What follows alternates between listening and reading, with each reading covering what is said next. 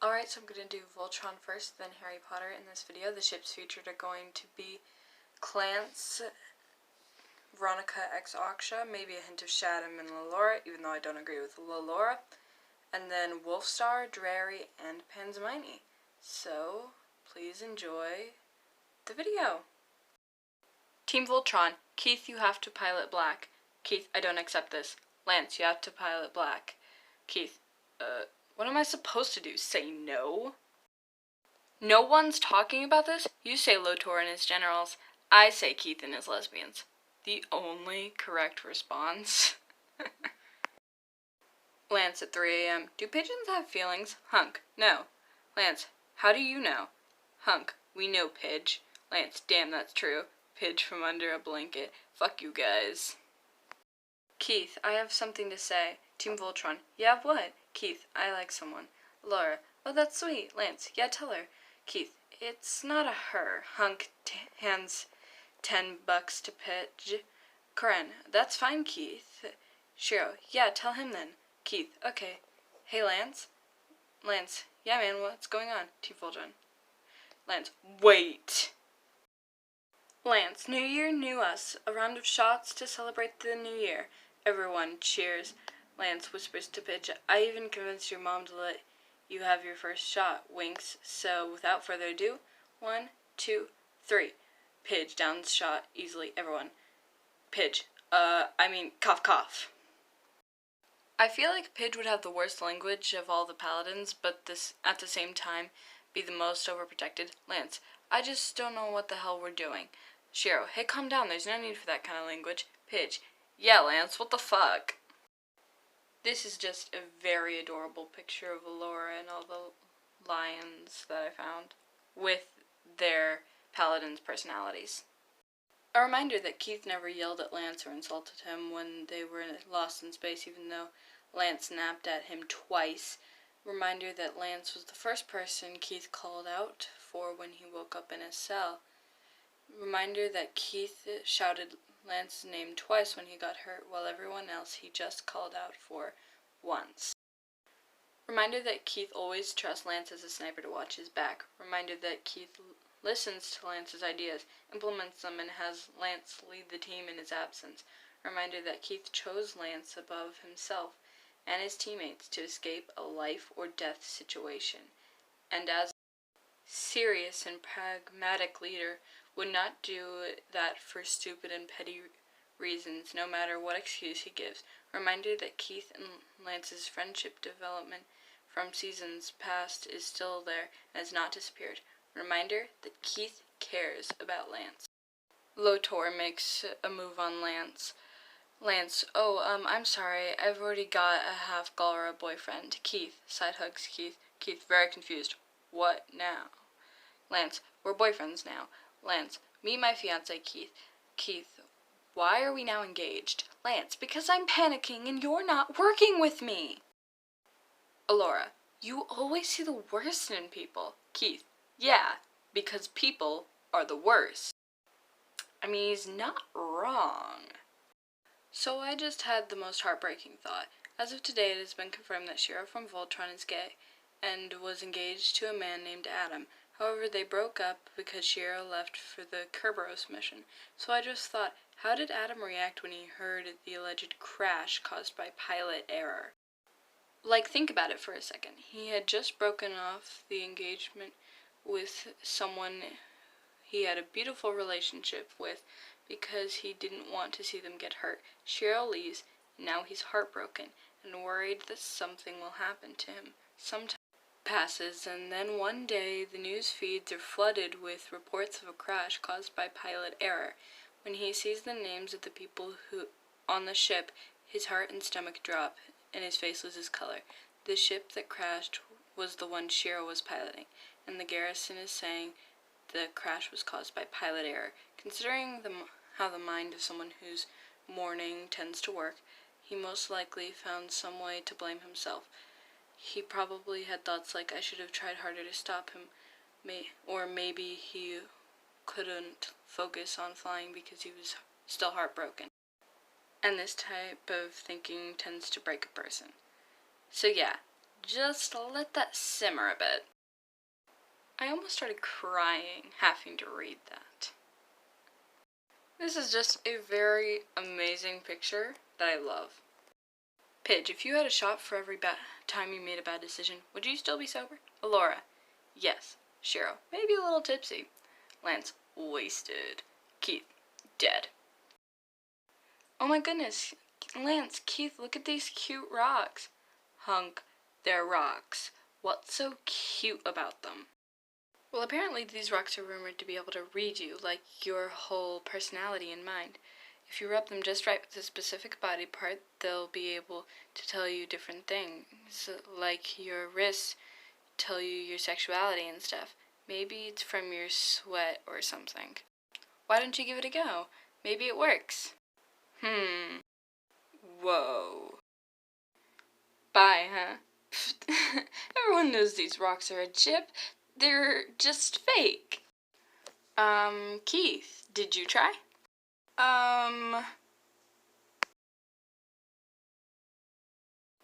The cinnamon rolls. The we have glasses and look like our brothers. The insecure, determined. The angsty boys with facial scars.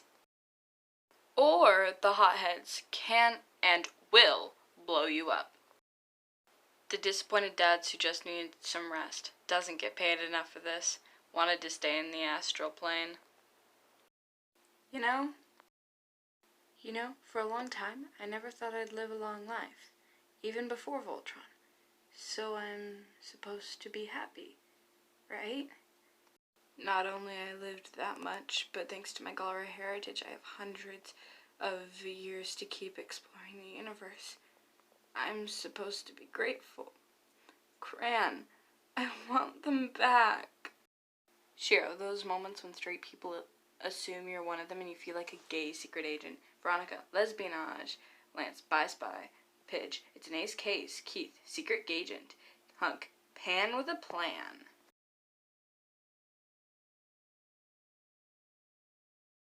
That's my sister. And he is my boyfriend. And she's my girlfriend. Lance? Huh. Oh my god, Keith, you're so young! Wow, this brings back memories. You still had the emo mullet hair. And no scar. Ah, you have such a baby face. I forgot about your temper from back then. Aw, baby Keith is so adorable. Huh? Lance, what's going on? Why are you all tan? Separates.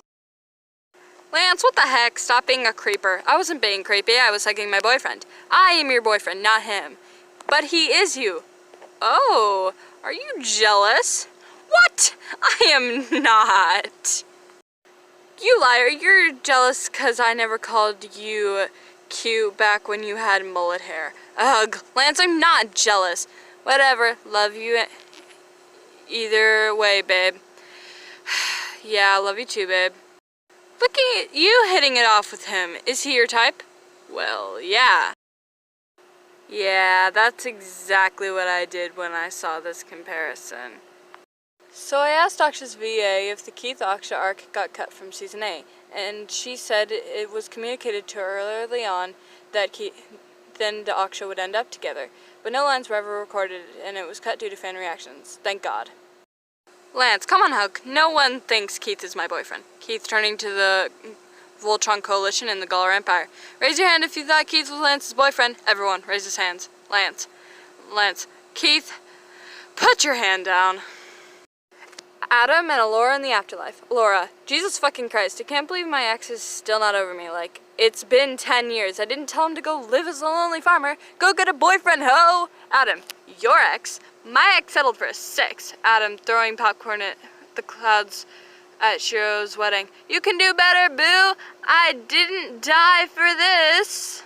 You know, Lance is supposed to feel insecure in Keith's presence since he's always felt one-upped by him, but when Keith compliments him, he smiles softly at him, while when Alora finally calls him sharpshooter, he looks downright terrified. The insecurities jumped out. Now on to the Harry Potter. Finally. Just a cute wolf star picture. Snape. Hey Potter, what's up with Lupin? James. You mean the man who disappears every single full moon, the man whose first name has to do with wolves, the man whose last name means moon, the man whose father's name means wolf, and the man whose Patronus is a wolf? Snape. Yeah. James. No clue. Remus getting the define a werewolf question wrong, and Sirius gets amusingly loud when they're alone in the corridor, shouting stuff like, how dare they, and you can't be fucking wrong, you are a werewolf. And Remus hears someone coming, and because it's the only way to shut him up, kisses him because he'd rather admit his love to Sirius and let everyone know too, than let anyone know that he is a monster, and Sirius is just like, oh wow, but deepens the kiss. I said that all in one single breath. That was exhausting. If you come to me on this day, the day of my birthday, and tell me that James Potter did not enter his mate Sirius Black in a dog show competition, made it to the final round, and was beaten by Narcissa Black's poodle, I want you off my dash and off my blog. This instant. Sirius staring at a patch of carpet where the boggart pretending to be Harry's body had lain. Do you ever think about the fact that this is the second time that Sirius has stooped over the dead body of someone with untidy black hair and glasses? Also, the boggart probably had his eyes closed, which means he looked exactly like James. No! I just know that the first weeks after Harry was born, Sirius would break in their house after they went to bed and lay on the floor next to Harry as Padfoot, and whenever Harry started to wake up and cry, Sirius would pick him up and calm him so he wouldn't wake his parents. Laylee and James just thought Harry was a very easy baby. Luna to Voldemort. You rude person, Voldemort. ... Draco dryly. Go easy on him, Luna. Pansy. Draco, I'm freaking out. I really don't want her to know. Draco. If you really didn't want her to know, then you would have become her enemy, taunt her friends, and join a dark cult whose leader wants her dead. Pansy. Do you have a crush on Potter? Draco. How the fuck did you know? Bill. We should have been together. Fleur. We could have been so great, you and I. Ginny, frustrated. You're literally on a different team for charades. Meanwhile, Draco. You lying, cheating piece of shit. You're not the man I married. Harry. Fine. We'll get a divorce. And I'm keeping the cat. Ron, sliding the board away. I think we should stop playing Monopoly. Voldemort. So it's been brought to my attention that you refer to Draco Malfoy as your archenemy. Harry. Yes.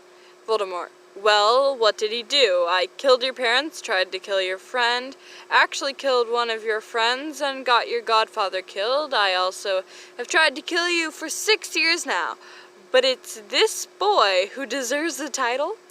Harry, you have no idea how annoying he is.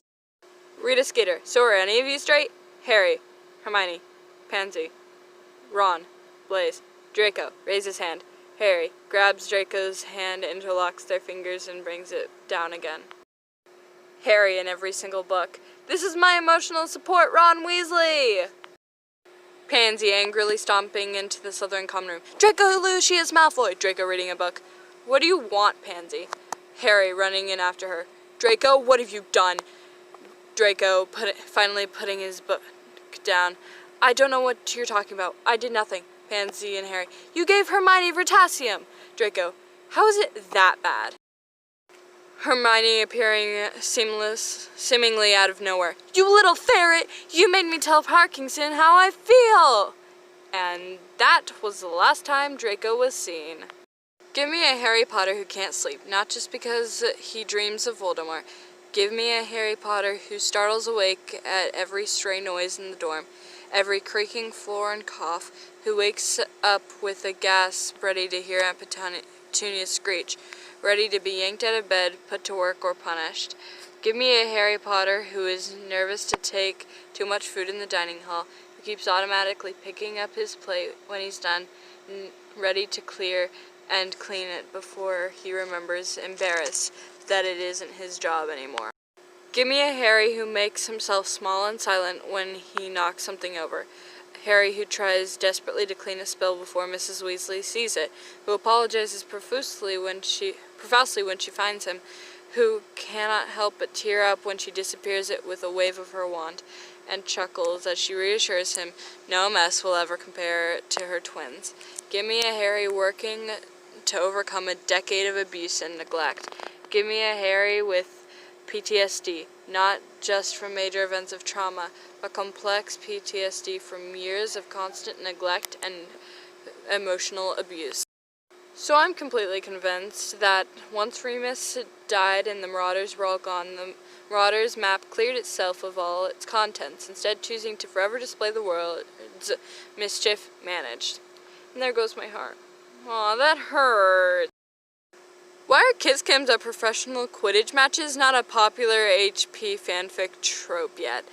Imagine the chaos when instead of panning to the crowd, the kiss cam focuses on the two opposing seekers, because the camera was magically fixed to spot the people with the most chemistry. It got better! Slytherins are evil, aggressively shoves Horace Slughorn towards you. Hufflepuffs are just weak-willed pansies, points at Cedric Diggory with a large pointing stick. Ravenclaws are a bunch of snobbish nerds, majestically reminds you of Luna Lovegood. Gryffindors are just cocky, arrogant bigheads. Launches Remus Lupin in your general direction with a catapult. Remus pointing at James, dis a deer, pointing at Peter, dis a rat, pointing at Sirius, dis a dog, pointing at himself, disappointment. Sirius crashing through wall. No! Oh my god. Thank you guys so much for this. Well, I hope you enjoyed. Please like and subscribe. And I will see you in the next video. Bye!